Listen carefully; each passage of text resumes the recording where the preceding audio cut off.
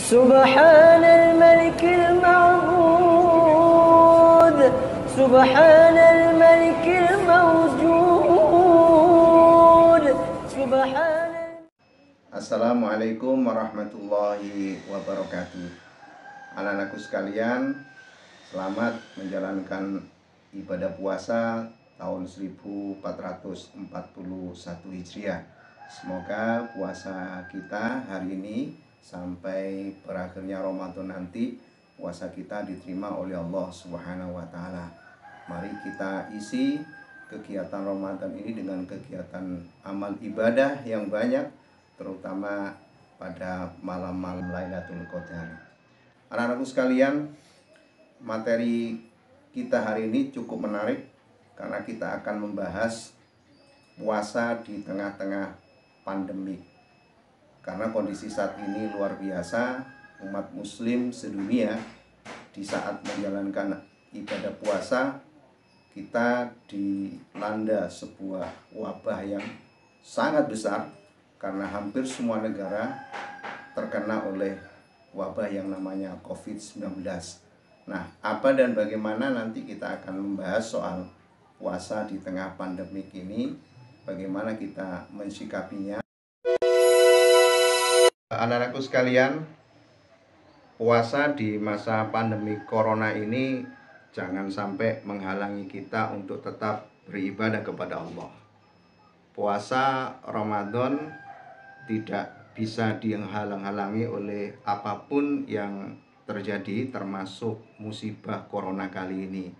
Karena puasa adalah wajib untuk kita laksanakan sebagaimana dalam ayat Al-Qur'an surat Al-Baqarah ayat 183 tentang kewajiban berpuasa itu. Nah, oleh karenanya meski dalam suasana terpapar virus corona, kita memang harus tetap khusyuk dalam menjalankan ibadah puasa.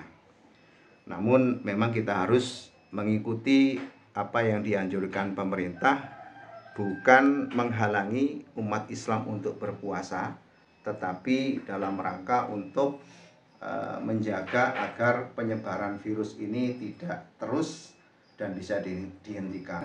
Puasa tetap harus dijalankan tanpa mengurangi khidmah kita dalam menjalankannya. Tarawih tetap harus kita laksanakan walaupun itu berada di rumah, karena tarawih di rumah bisa bersama-sama berjamaah dengan keluarga, tadarus di rumah, termasuk kegiatan-kegiatan ibadah yang lain yang berkaitan dengan menambah pahalanya di puasa ini harus kita jaga dan kita laksanakan. Hal yang berkaitan dengan wabah, sebenarnya ini bukan kali pertama anak-anakku sekalian. Bukan saat ini di tahun 2019 ini kita terkena wabah itu. Tetapi beberapa tahun sebelumnya, ratusan tahun sebelumnya sudah ada. Nah, ini terjadi di Damaskus yang pertama. Damaskus itu adalah sebuah kota di Syria. Wabah ini terjadi ketika Damaskus sedang melaksanakan ibadah-ibadah sebagaimana yang dilakukan oleh umat Islam di Damaskus. Ada cerita yang sangat menarik. Ada waliullah yang hendak melakukan perjalanan ke Damaskus. Nah, kemudian dia berpapasan dengan semacam virus seperti ini, tapi bukan virus corona. Ada rombongan virus yang luar biasa banyaknya, itu datang mau melewati sang waliullah ini. Kemudian oleh sang waliullah ini dihentikan. Kamu mau kemana? Nah, kemudian virus ini berhenti dan menjawab, saya mau ke Damaskus. Untuk apa kamu ke sana? Ya, saya diutus oleh Allah untuk menguji orang-orang Damaskus dengan sebuah penyakit. Berapa lama? Jawab virus itu 2 tahun. Nah, kemudian ditanya lagi, berapa korban yang akan terimbas dari yang kau lakukan? Tak kurang dari 1.000 orang yang meninggal. Baik. Lalu terjadilah sebuah wabah yang benar terjadi di Damaskus. Nah ternyata yang meninggal di sana, ternyata waliullah ini mendengar tidak 1.000 orang, tetapi malah 50.000 orang. Wah, luar biasa. Nah kebetulan rombongan virus yang sudah bekerja 2 tahun itu ketemu lagi dengan sang waliullah ini. Kemudian ditanya oleh sang waliullah ini, virus, katanya dulu korban yang jatuh itu cuma 1.000 orang, tapi kenapa kok malah yang meninggal 50.000 orang? Apa jawaban virus itu? Betul, sang wali, bahwa yang meninggal dari apa yang ditugaskan kepada saya 1.000, itu betul 1.000 orang, tetapi menjadi 50.000 karena yang 40.000 itu karena kepanikan, karena ketakutan. Sehingga mereka tidak mati karena saya, karena virus, tetapi karena ketakutan. Nah, anak-anakku sekalian, apa yang bisa diambil pelajaran dari ini adalah bahwa ketika virus corona ini sedang melanda bumi kita, termasuk Indonesia, sudah ada berapa ribu, 10.000 yang positif, bahkan yang meninggal sudah ada 500 lebih. Ini kita tidak boleh panik. Kita harus tenang. Kita harus ikuti anjuran yang dilakukan oleh pemerintah. Jangan sampai panik. Karena panik inilah yang menyebabkan kematian itu makin bertambah. Jadi cerita ini betul apa yang disampaikan oleh para medis kita. Kita tidak perlu punya rasa panik, tetapi waspada itu penting. Kemudian yang kedua, apakah di zaman Nabi ada wabah semacam itu?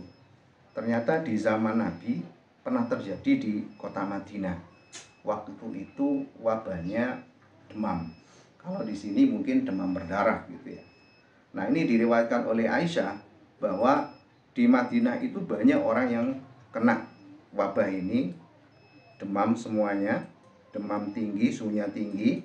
Nah, salah satu dari beberapa sahabat yang ikut terkena wabah ini itu ayah beliau, Abu Bakar As-Siddiq, Amir bin Fuhairah, Bilal bin Rabah. Beliau-beliau ini demam tinggi sehingga ngeremengi gitu ya, ngomel-ngomel begitu, karena memang kalau demam tinggi itu biasa apa yang diucapkan itu tidak sadar. Kemudian itu disampaikan kepada Rasulullah tentang kejadian itu. Kemudian Rasulullah meminta kepada Allah untuk segera disembuhkan para sahabat itu, para masyarakat Madinah dari penyakit demam. Nah, yang ketiga, apakah di masa sahabat juga terjadi wabah? Ternyata benar. Di zaman sahabat Umar bin Khattab itu terjadi wabah, namanya Taun. Ceritanya adalah ketika Umar bin Khattab bersama rombongan mau menuju ke Syam. Syam itu kalau sekarang ada 4 negara bagian, ya. Ada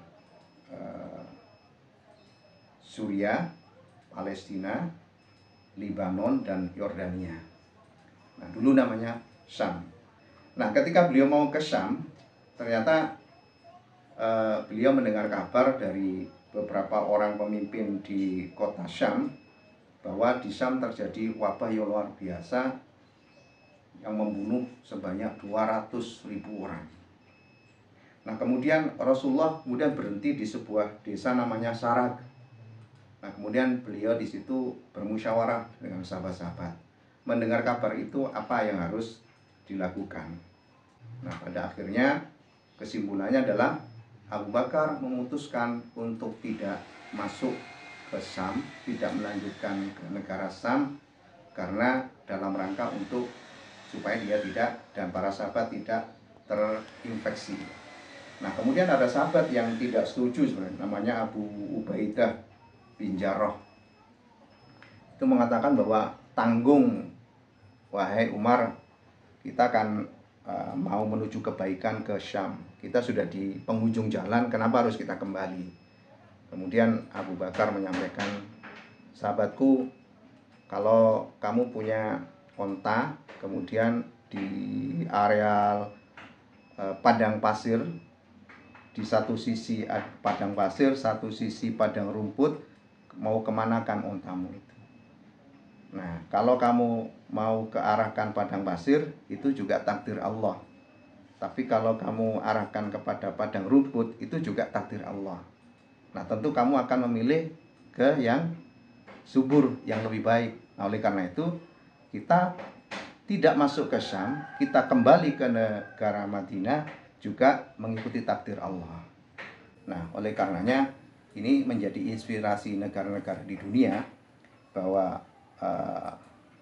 namanya isolasi itu dilaksanakan sekarang. Jadi ketika ada wabah, kita tidak perlu masuk ke dalam daerah itu karena khawatir tertular, tetapi bagi yang ada di dalam daerah itu tidak dibolehkan untuk keluar karena bisa menulari. Nah, inilah yang mungkin sampai dilaksanakan oleh negara kita. Orang-orang itu diisolasi, tidak boleh keluar dari zona yang terkena, termasuk kegiatan mudik itu dilarang, bukan karena kejam pemerintah, tapi dalam rangka memutus tali penyebaran virus itu.